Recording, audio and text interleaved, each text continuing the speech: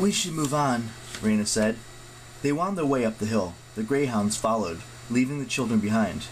Annabeth kept glancing at Raina's face. A vague memory started tugging at her. The way Raina brushed her hair behind her ear, the silver ring she wore with the torch and the sword design. We've met before, Annabeth ventured. You were younger, I think. Raina gave her a dry smile. Very good. Percy didn't remember me. Of course, you spoke mostly with my older sister, Hylia, who is now Queen of the Amazons. She just left this morning before you arrived. At any rate, when we last met, I was a mere handmaiden in the house of Circe. Circe? Annabeth remembered her trip to the island of the sorceress. She'd been 13. Percy and she had washed ashore from the Sea of Monsters. Hylia had welcomed them. She had helped Annabeth get cleaned up and given her a beautiful new dress and a complete makeover. Then Circe had made her a sales pitch. If Annabeth stayed on the island, she could have magical training and incredible power. Annabeth had been tempted. Well, maybe just a little, until she realized that the place was a trap, and Percy had been turned into a rodent. That last part seemed funny afterward, but at the time, it'd been terrifying. As for Raina, she'd been one of the servants who'd combed Annabeth's hair. You, Annabeth said in amazement, and Hylia's the Queen of the Amazons? How did you two? Long story, Raina said, but I remember you well. You were brave. I'd never seen anyone refuse Circe's hospitality, much less outwit her. It's no wonder Percy cares for you. Her voice was wistful. Annabeth thought it might be safer not to respond. They reached the top of the hill where a terrace overlooked the entire valley. This is my favorite spot, Raina said. The Garden of Bacchus.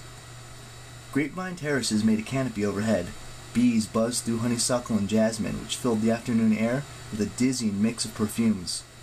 In the middle of the terrace stood a statue of Bacchus, in a sort of ballet position, wearing nothing but a loincloth, his cheeks puffed out and lips pursed, spouting water into a fountain. Despite her worries, Annabeth almost laughed. She knew the god in his Greek form, Dionysus, or Mr. D as they called him back at Camp Half-Blood. Seeing their cranky old camp director immortalized in stone, wearing a diaper and spewing water from his mouth, made her feel a little better. Raina stopped at the edge of the terrace. The view was worth the climb. The whole city spread out before them like a 3D mosaic. To the south, beyond the lake, a cluster of temples perched on a hill. To the north, an aqueduct marched towards Berkeley Hills. Work crews were repairing a broken section, probably damaged in the recent battle. I want to hear it from you, Raina said. Annabeth turned. Hear what from me? The truth, Raina said. Convince me that I'm not making a mistake by trusting you. Tell me about yourself. Tell me about Camp Half-Blood. Your friend Piper has sorcery in her words. I spend enough time with Circe to know charm speak when I hear it. I can't trust what she says. And Jason, well, he has changed. He seems distant, no longer quite Roman. The hurt in her voice was sharp as broken glass. Annabeth wondered if she sounded that way all the months that she'd spent searching for Percy. At least she'd found her boyfriend.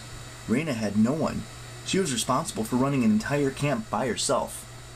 Annabeth could sense that Raina wanted Jason to love her, but he had disappeared, only to come back with a new girlfriend. Meanwhile, Percy had risen to praetor, but he had rebuffed Raina too. Now Annabeth had come to take him away. Raina would be left alone again, shouldering a job meant for two people. When Annabeth had arrived at Camp Jupiter, she'd been prepared to negotiate with Raina, or even fight her if needed. She had not been prepared to feel sorry for her. She kept that feeling hidden. Raina didn't strike her as someone who would appreciate pity.